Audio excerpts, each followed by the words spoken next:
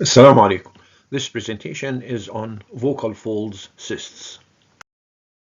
Vocal fold cysts are true epithelial-lined cysts within the lamina propria of the vocal folds.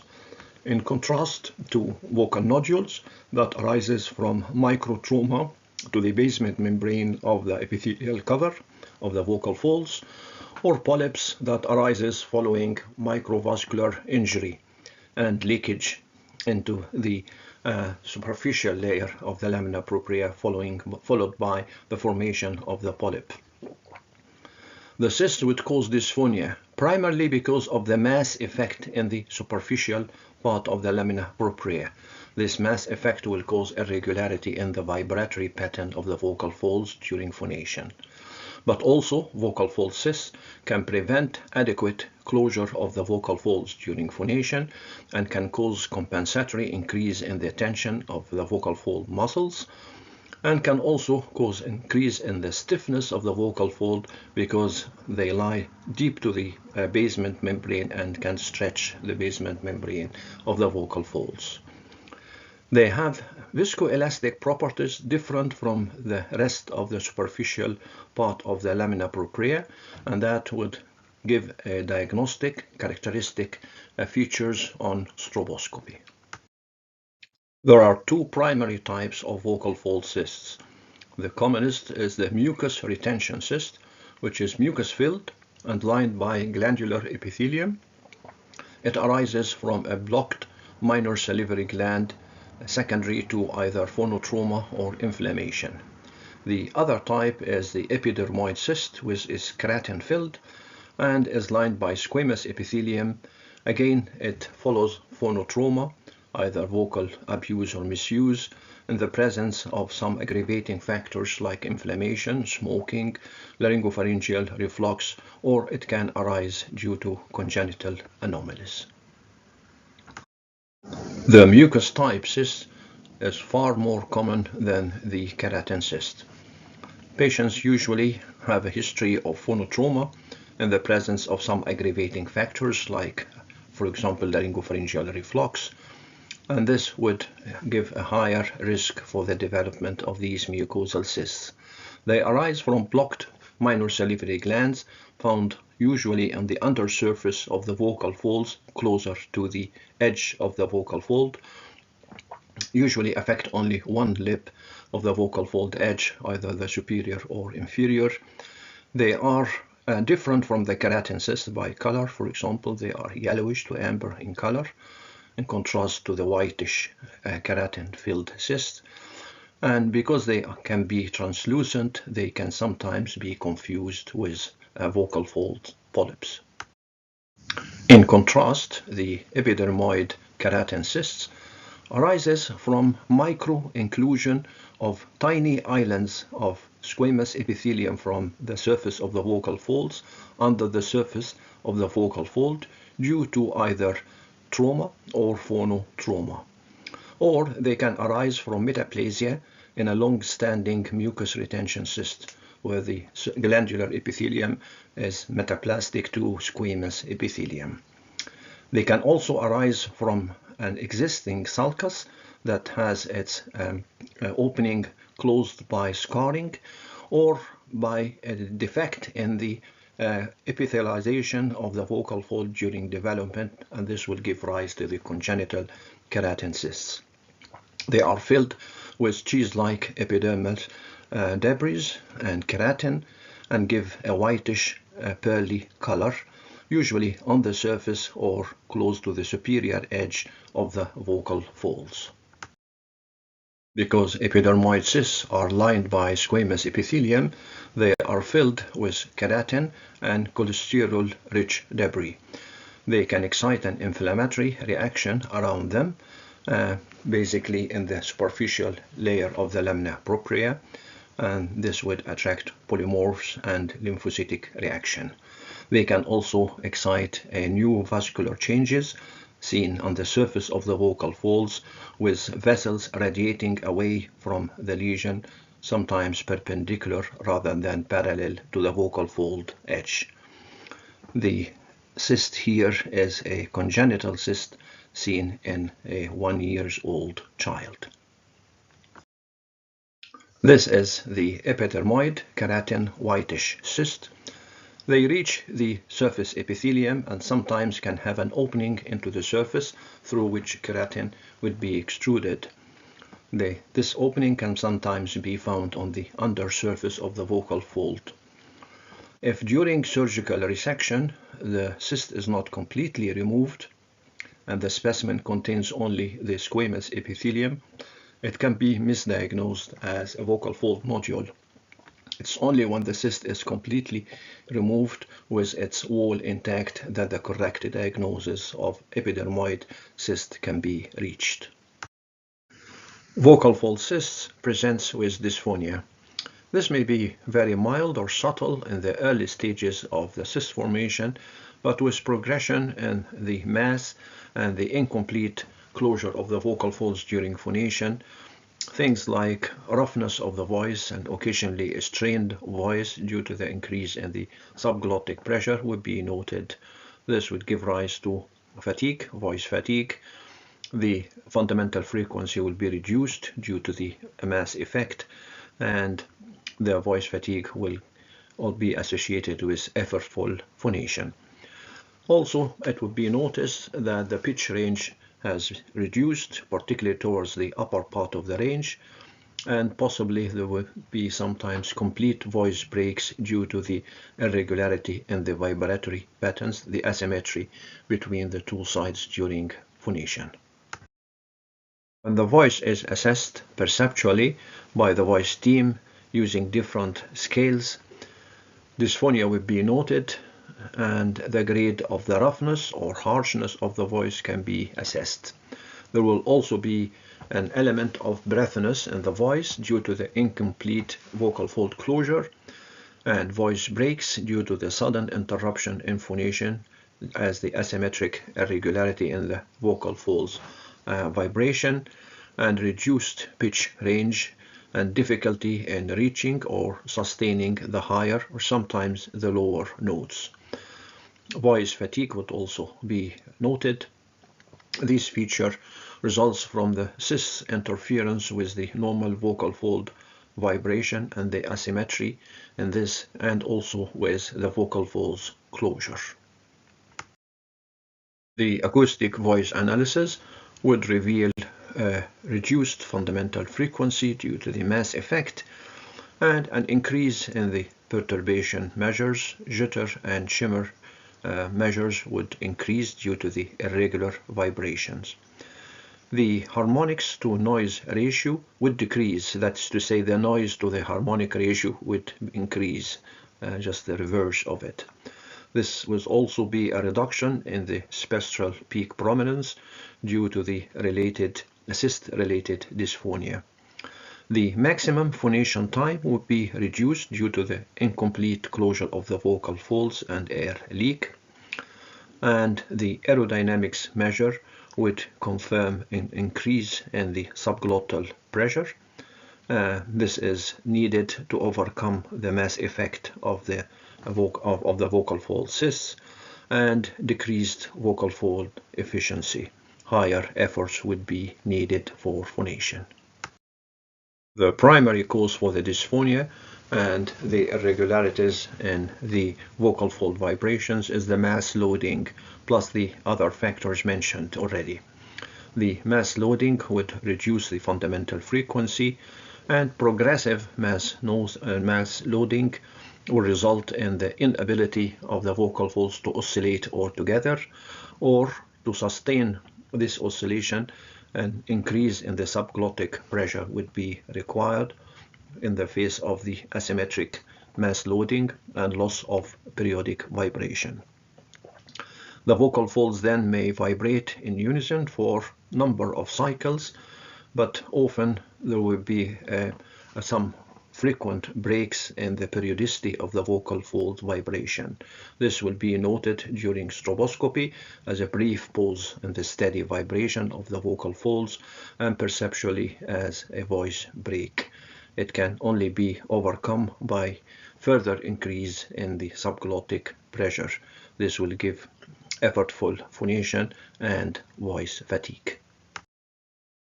The diagnosis of vocal fold cysts is often reached by indirect laryngoscopy in established cases or flexible laryngoscopy, but stroboscopy is sometimes required in selected cases, like if there is asymmetrical swellings of the vocal folds, or like in this case when there are features of chronic inflammation with irregular vascular patterns on the surface of the vocal folds and a raised mass, when there is a unilateral signs of chronic laryngitis or irregular vibratory patterns, or these abnormal blood vessels, or asymmetrical swelling like a cyst and its contact nodule, then stroboscopy can be very valuable.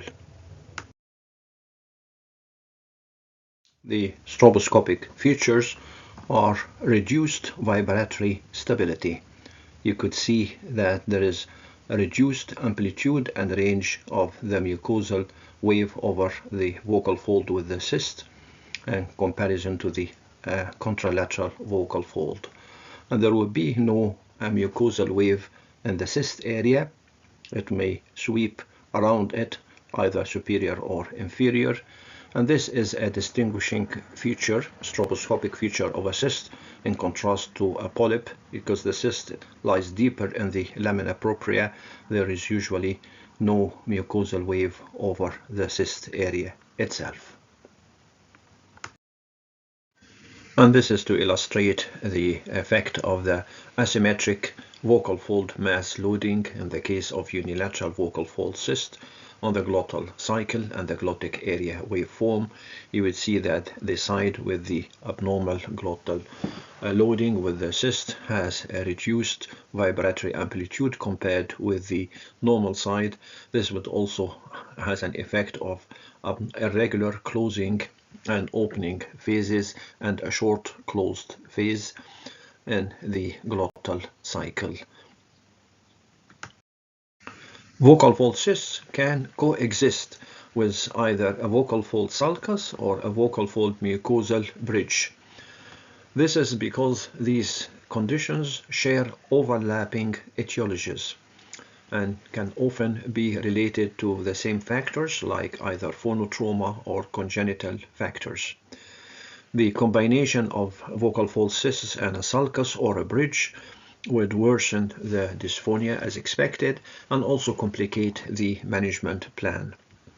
The cyst may form close to a sulcus due to the trapped mucosa and to the associated phonotrauma, and a sulcus on its turn can follow a rupture of epithelial-lined keratin vocal fold cyst, and if this cyst rupture has two openings, it may form a vocal fold mucosal bridge.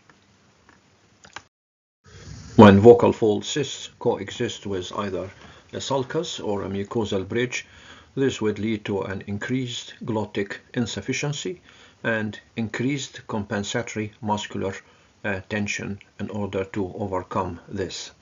The cyst would cause a localized mass loading effect on the vocal fold, while, for example, the sulcus would show increased stiffness of the vocal fold, reducing the mucosal wave. This would show as absent or very much reduced mucosal wave along the groove of the sulcus. The mucosal bridge, shown here, is just a linear translucent band of mucosa that tether the mucosa superiorly and inferiorly. The presence of an abnormal blood vessels pattern over the surface of the vocal fold is usually associated with some lesions of the vocal fold. Some of them can be obvious, others may be not. They are a higher incidence with things like polyps and nodules compared with normal controls, but its presence in the of the abnormal blood vessels and the association with vocal fold cysts could also be an indication for examination of the patient with stroboscope, looking for other associated lesions like a sulcus or a mucosal bridge. And during examination of the patient under anesthesia, the vocal folds the two vocal folds should be thoroughly examined to see if there is any other associated lesion. These abnormal patterns can either be a tangled blood vessel pattern or transverse vessels, or dilatation of the blood vessels, or sudden change in the caliber of the blood vessels, sudden reduction in the caliber, for example. The differential diagnosis includes things like vocal fold nodules. Cysts are usually unilateral, more rounded in appearance, and can cause more severe degree of dysphonia. Also, in contrast to polyp, the cysts are usually smooth, rounded structures, deeper in the lamina propria than polyps. They should also be differentiated from pseudocysts, granulomas, papillomas, and rarely from malignancy, whether be expected ulceration or irregular mass formation. We now move to the management. Conservative management may be tried first. Small cysts may partially respond to voice therapy. This may reduce the hyperfunctional muscle tension, compensating for the mass loading of the cyst. The cyst itself should not be expected to disappear with voice therapy. Voice therapy and voice hygiene and control of things like reflux have limited success rates in resolving the cyst itself.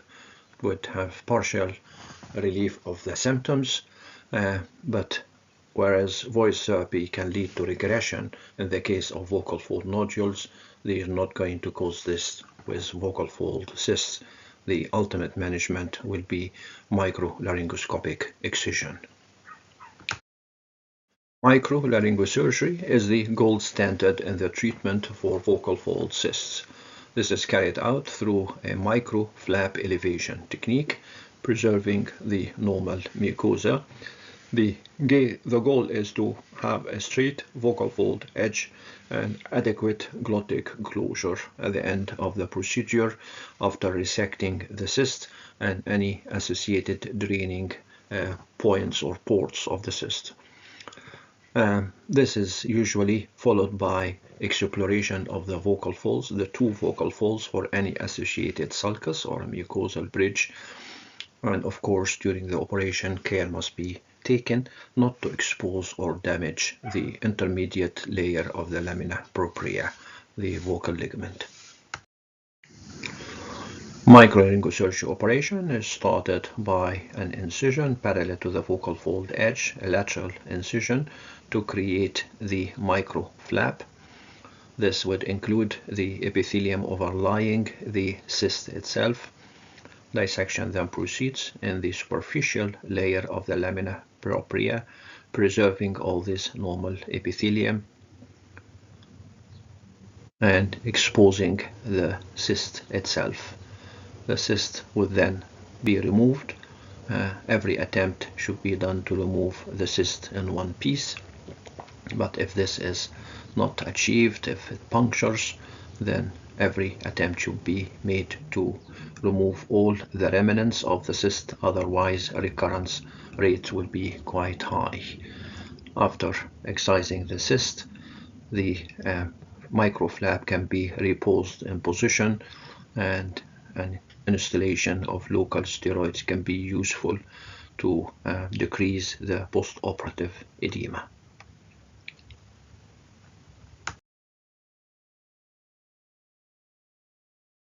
The microflap dissection can be facilitated by infusion of the lamina propria with diluted adrenaline solution, retraction of the cyst for placing the chordotomy incision lateral to it, and then the elevation of the mucosa overlying the cyst and creating a large microflap. The cyst itself would then be dissected from the lamina propria and detached from the epithelium. If there is any opening into the epithelium, this should be removed as well before repositioning of the epithelial cover and placing some steroids locally. Two more surgical points. Some cysts have an opening into the surface epithelium, and this should be looked for. If the cyst is a mucosal cyst, the cysts would arise from minor salivary gland, sometimes on the undersurface of the vocal fold. The vocal fold should be rolled to inspect its undersurface, and if a pit or the opening is identified, the cyst excision would be only complete if this pit or opening is removed together with the cyst wall itself. Sometimes after removal of a cyst, especially if it's a big cyst, there will be a vocal fold notching, and this should be dealt with either during the same procedure by intraoperative injection, laryngoplasty, or later by augmentation laryngoplasty. The long-term outcome showed excellent prognosis. About 100% of the patients would report some voice improvement. 85% would regain the mucosal wave, and a much higher would retain an intact preoperative wave. The recurrence rate is not very high, but about 20% of the patients may risk having some scarring or vocal changes due to things like development of a pseudocyst or postoperative scarring, and postoperative extended voice therapy may be required for rehabilitation due to the residual stiffness of the scar tissue. By this, we come to the end of this presentation on vocal folds cysts. Assalamu alaikum.